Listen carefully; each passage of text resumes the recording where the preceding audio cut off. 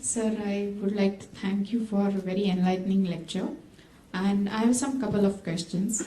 The first one is how you would assess Obama's visit to India and attracting young IT fraternity and generating jobs for them in US. So would you call it as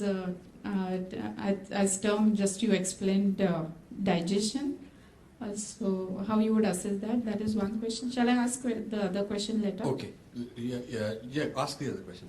The other question is how the synergy between materialism of today and the spiritualism of our tradition and culture can be attained. Because no doubt science and technology has given us enormous comforts. But at the same time, having a peaceful sleep is also equally important. Sure. And whether in the world of competition, whether we are able to get that. Good. Thank you, sir. Both are excellent questions. So I think trade is not digestion if we do it with strength. If two people are exchanging, I am giving something to her, she's giving something to me, but we are both equals. Not one is being taken advantage of. Then that is not digestion. That is trade. So if India is exporting IT and we are importing something else, we are importing airplanes from them, that is all trade. What bothers me is that these call center people are all faking an American identity. They've got names like John and Paul and Susie and all that. And they are also living in a make-believe imagined world that they're living in Dallas and they are cheering the Dallas Cowboys, football team and all that. So this is kind of brainwashing them into a kind of delusion. So the youth that are imagining that they are somebody they are not are probably getting uprooted and confused. This is the problem. I do not find the same mixed up nature among Chinese. I find that they're quite clear that they're Chinese, they're different, they are not ashamed of being different, they are assertive, and you will find Chinese asserting their Chineseness more and more. So this, I think, trade is good, but not losing your identity and your bearings. So you can do it on your own terms, and you don't have to, get mixed up. The second question, which is I think a very important one, how to combine good dharmic, spiritual kind of life with material well-being. Nowhere in our dharma does it say you neglect your body or you don't have enough money, you do that sort of a thing is stereotyped. It's only for a sadhu who's a sannyasi, and only a small percent of people ever in Indian history were sannyasis. And nowhere does it say that the goal is to make 100% sannyasis, because if you have 100% sannyasis and not a balance of varnas, then you're not going to have a functioning society. So the sannyasi dharma and the sannyasi ideal is only for certain people. And often, since they are the teachers, they tend to teach as if everybody else is supposed to be like that. But people are not supposed to be like that. There's always been people who are traders, people who are political leaders, the Kshatriyas, there have been all kinds of people. You look at the Mahabharata, you look in the physical evidence of how much Indian monuments there are, how great the scientific technological thing is, like I was mentioning, and there is no doubt about it.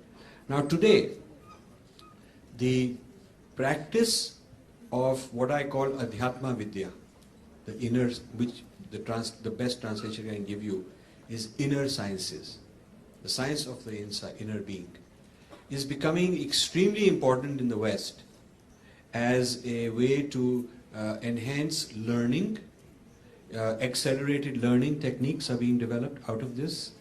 Mind management, harmony among people. Prisoners who go through this Adhyatma Vidya are given lighter sentences, and some of them are let out easily because they're less violent. They can show that they're less violent.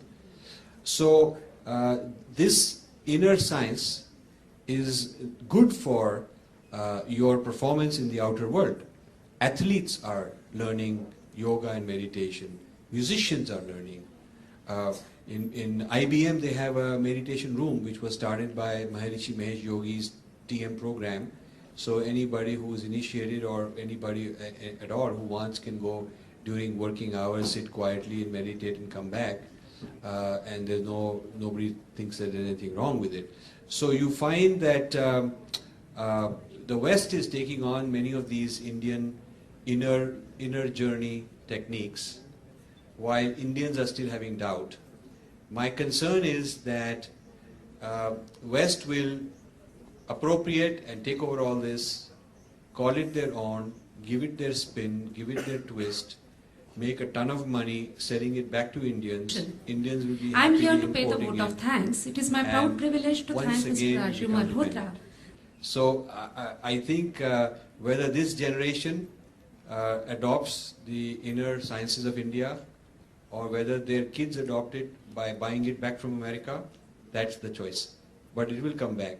I would rather that it come back as authentic from our own source. Because not only it's a question of protecting the continuity of our tradition, but also the quality is far substantial, far richer. Because when you have a fruit tree, and if you harvest the fruits, if you don't look after the roots, then the fruits will stop coming. But if you nurture the roots, you can keep harvesting year after year. So the tree of wisdom in our civilization, the roots must be preserved, and the roots are right here. And then we can keep getting all these things that the Westerners have got, plus 100 more. So that is why I want the young people to understand, you should have a serious examination of India's traditions of the inner journey, and set aside, 20 minutes a day, or some practice, 20 minutes a day. And you will find within 3 months your performance in college will improve, your ability to have friends will improve, you'll be more relaxed, you'll be less anxious, you'll be less worried, your memory will go up. These techniques are being taught in education now. So I think it's actually very synergistic. You say that the certain mantras, they have power, and they should not be translated not only because they have a specific meaning, but a particular technique, the vibrations they create, that's why they should not be translated as such. So about that you have told about the some story about from Brihadaranyaka Upanishad about the message which was given by Prajapati to gods, to demons and to human beings was only one letter, the. So it had different meanings. For gods it was Dhamma, you control yourselves because they were enjoying power. For asuras, Daya, have compassion. And for human beings, Dana, charity. So on this point of non-translatables, if you tell something to our young generation, Yeah. it will be useful for them. See, every civilization has its own unique experience. Not that one is superior to the other, but they are different. A civilization that emerged in the desert does not have the same understanding as a civilization that emerged in the forest. And the forest does not have the same experience as a desert. The civilization that emerged in the Eskimos in the ice places, snow and ice, is different. A civilization that's in a tropical island is different. So we have different geographies, different histories, different influences on us. And so civilizations have different experiences. It's nothing to do with being superior or inferior. Now, the words that emerge out of a certain civilization reflect the experience.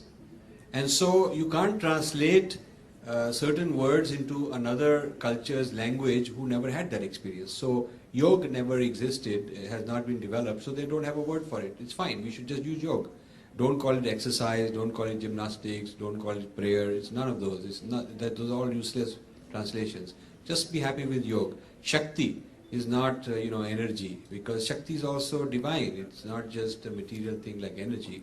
So I think the idea of non-translatable means that even if you are speaking in English, so back to the gentleman's question to the translation in other languages, and I agreed we should be translating this pustak in other languages. But even when you're speaking in English, there are about 50 words, 75 words of Sanskrit you should each learn. So part of the training should be that even if you're not in the Sanskrit department learning Sanskrit, take 50 important words which are commonly mistranslated, which are commonly replaced with English and they don't mean the same thing. Words that are not very esoteric and very too sophisticated, but which can be useful. And ask the person to take 10 words, then take another 10 words and make it part of his English vocabulary. So even if you're talking in English, you can just say Shakti, you can say Yoga. You don't have to, you can say Dharma. It's not the same as religion. You can start using a few of these words, and you know, when you use them, you will force yourself to learn more about them. Because when you're using them, you want to explain, then somebody will question, well, why does it, what is different? Then you go back and research what is different. Next time you will say it with more confidence. So just by using a word over a period of years, you will become better and better at understanding how it's different and being able to explain it to other people. Not with anger, not with superiority, not knocking them down, but just saying this is different. You know, this is our tradition, this is what the word is, and there is no other word I can use, so I will use my word. This can open up a whole journey for the young generation.